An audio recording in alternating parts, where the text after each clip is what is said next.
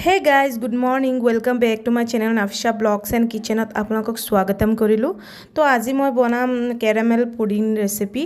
तो आपलोके भिडिओ हेहलेके चाइ थाकिबो आरो कोने कोर পৰা চাই আছে कमेन्टत प्लिज जनाब। आरो भिडिओটো जदि ভাল লাগিছে मोर चैनलটো सब्सक्राइब करिबो, लाइक करिबो, शेयर करिबो आरो लगते घंटी बेल आइकनটো क्लिक करि दिबो जाते मोर नेक्स्ट भिडिओ অতি সোনকালে আপোনাৰ কাষলৈ আহি যায়। तो प्रथमते मैं চেনি এদৰে কেৰামেল কৰি লৈছো এখিনি অলপ টাইম।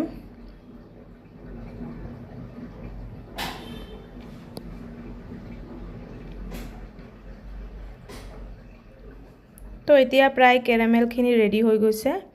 এতিয়া মই এখিনি এটা বাটি এটাত ষ্ট'ৰ কৰি লৈ আছো।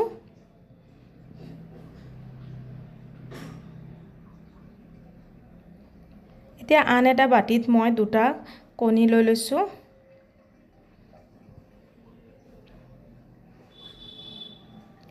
এতিয়া কণী দুটা লগতে আৰু 3 চামুচ মান চেনি দি দিছো। 2.5 চামুচ মান চেনি দি দিছো। চেনি দি এখিনি ভালকে মিক্স কৰি লৈছো। তো এখিনি ধুনিয়াকে মিক্স কৰি লৈছো।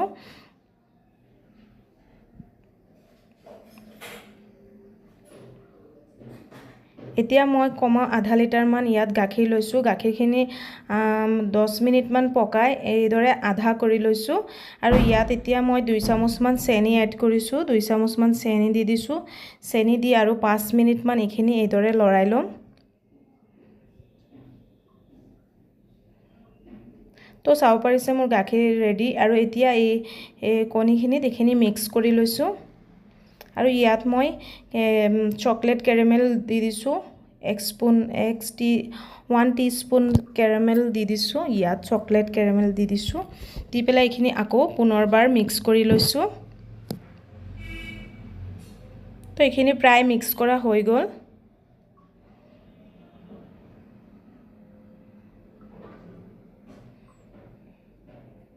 তো এতিয়া ইয়াত মই এখিনি মিক্স কৰি দিছো আৰু কেৰাহী এটা বহাই লৈছো। ইয়াত মই এটা পানী দি পেলাই এখিনি এতিয়া কেৰামেলখিনি হবলৈ দিম। কমাও 10-15 মিনিট লাগিব।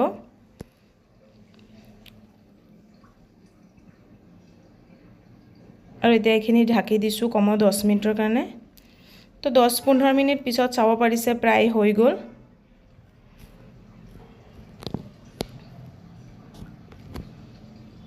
তো এখিনি অলপ ঠাণ্ডা কৰি লৈছো মই। এতিয়া চাও পাৰিছে মোৰ কেৰামেল ৰেডি।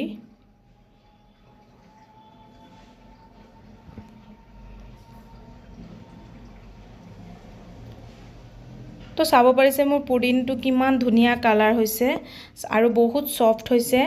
এইদৰে আপুনিও ঘৰত বনাই খাব পাৰে।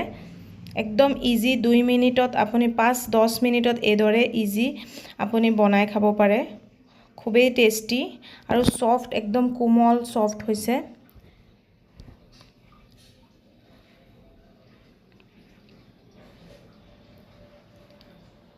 তো ভিডিওটো ভাল লাগিলে লাইক আৰু কমেন্ট কৰি দিব আৰু শেয়াৰ কৰি দিব।